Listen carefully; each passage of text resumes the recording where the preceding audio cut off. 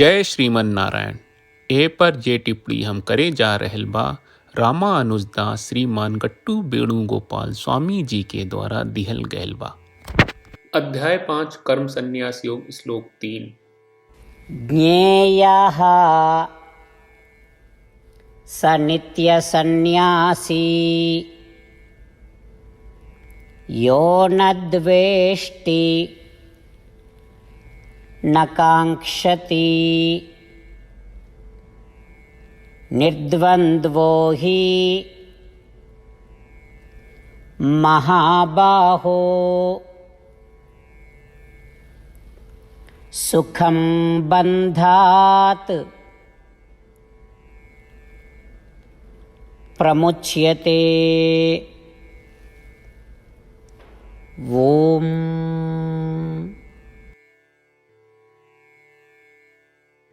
गीताचार्य श्री कृष्ण परमात्मा अर्जुन समेत हमनी सबके कर्म संन्यास योग सिखा रहल बानी।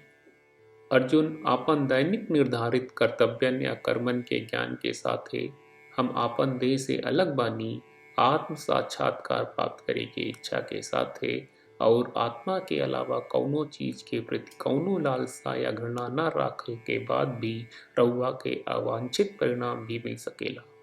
ओ अनचाहा परिणाम के सहित चाहे वो फायदा होके या हानि, सुख होके या दुख, जीत होके या असफलता, अगर रउआ ओकरा के सहित आपन जीवन जियत बानी ता एकर मतलब होला कि रउरा ज्ञान के मजबूती से स्थापित कर रहल बानी। ई ऊ साधन है जेकरा से रउरा आसानी से कर्म बंधन से मुक्त हो जाएगी। ए तरह से श्री कृष्ण परमात्मा हमनी सभी के सुझाव दे रहे बाड़े कि हमनी के मजबूती से स्थापित ज्ञान पावे, ज्ञान योगी बने और कर्म के बंधन से मुक्त होके खातिर आपन जीवन कैसे जिए के चाहिए जैसन की परमात्मा के सिखावल बा। आई हम सब आत्म साक्षात्कार प्राप्ति के इच्छा के साथ ही आपन दैनिक निर्धारित कर्तव्य के पालन करत आत्मा के अलावा कौनो चीज खातिर कौनो लालसा घृणा किए बिना और कौनो भी फल चाहे वो अनुकूल हो या प्रतिकूल सहन करत आपन जीवन जियत बानी। भगवान के शिक्षा के मनन अभ्यास करत धरी हमनी के सब केहू भगवान के वचन निम्नलिखित तरीका से दोहराई जा। ज्ञेयः स नित्यसन्न्यासी यो न द्वेष्टि न काङ्क्षति निर्द्वन्द्वो हि महाबाहो सुखं बन्धात् प्रमुच्यते। श्रीमद् भगवत गीता का पूरा सार श्री कृष्ण परमात्मा ने अध्याय 18वें के श्लोक 65 से 70 में 8 काम करे खातिर दिले बाड़े। श्री कृष्ण कहले हम ओ लोगन से प्रेम करनी जो लोग इन 8 बातन के मान तारे। हम ओ भक्तन के हर तरह से रक्षा करब। श्री कृष्ण परमात्मा के द्वारा बोलल गईल संपूर्ण भगवत गीता सुनला के बाद अर्जुन कहले करिष्ये वचनम त्वा, जेके मतलब बा कृष्ण मैं उही करब जौन आप कही। यही कारण बा श्री कृष्ण अर्जुन के हर तरह के सफलता आ विजय प्रदान करेले। आई परमात्मा के आपन व्रत देई कि हमनी के ये 8 गौ कर्म के पालन करी जा। ई वचन परमात्मा के देवे से बड़न कौनो पूजा तपस्या यज्ञ नहीं। हम 8 प्रण कहब जौन हमनी के करे के चाहिए। आप सब कृपया इन्हन के आपन दिमाग और दिल में सोची। श्री कृष्ण के आपन वचन देवे के ई तरीका में हमनी सबकी कल्पना करे के चाहिए कि श्री कृष्ण का चेहरा खुशी से चमकत बा और खुशी के एहसास करत बा। जय श्रीमन नारायण। यहाँ हमनी के 8 वादा बा। हमनी के पहला वादा, हे श्रीमन नारायण आपका निर्देश के मुताबिक हम हमेशा तोहार ध्यान करब और तोहार बारे में सोचब। हमनी के दूसर वादा, हे श्रीमन नारायण आपका सलाह का अनुसार हम हमेशा आपका भक्त रहब। हमनी के तीसर वादा, हे श्रीमन नारायण हम आपन सब काम तोहरा सेवा के रूप में और तोहरा संतुष्टि खातिर करब। हमनी के चौथा वादा, हे श्रीमन नारायण जैस की आप माने के कहले रहलू हमरा बहुत विश्वास बा कि हम आपके होई और हम हमेशा आपन दोनों हाथ जोड़ के आपके नमस्कार करब और आपकी पूजा करब।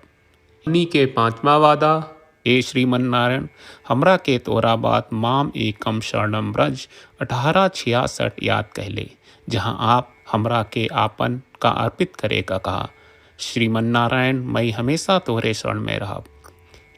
हमनी के छठवां वादा, हे श्रीमन नारायण हमरा के तोहरा बात माँ सुचहा 1866 याद कहले कि आप हमनी के शोक ना करे का आश्वासन दे रहे बड़े, हम अब और शोक ना करब।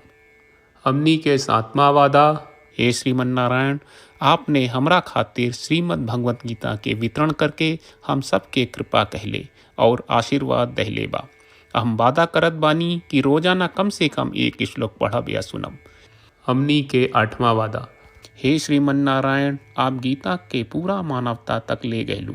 हम गीता में आपके दिव्य वचन के उन भक्तन तक पहुँचावे के प्रयास करब जे गीता से अपरिचित बा। हे श्रीमन नारायण, हम उई करब जौन तू करे का कहब। हम ऐसन व्यवहार करब जैसन आप चाहत बानी और हम खाली आपका खातिर काम करब। श्रीमन नारायण के रोज आपन वचन देहल कि हम ओइस करब जैस आप कहत बानी, ई अपने आप में बड़न पूजा बा। श्रीमन नारायण, करशे वचनम त्वा। श्रीमन नारायण, हम तोरे निर्देश के मुताबिक काम करब। सर्वम श्री कृष्ण अर्पणम अस्तु। जय श्रीमन नारायण। ज्ञेयः स नित्यसन्न्यासी यो न द्वेष्टि न काङ्क्षति निर्द्वन्द्वो हि महाबाहो सुखं बन्धात् प्रमुच्यते। ॐ ज्ञेयः स नित्यसन्न्यासी यो न द्वेष्टि न काङ्क्षति निर्द्वन्द्वो हि महाबाहो सुखं बन्धात् प्रमुच्यते। श्रीमन्नारायण, करिष्ये वचनं तव। सर्वं श्रीकृष्णार्पणमस्तु। जय श्रीमन्नारायण।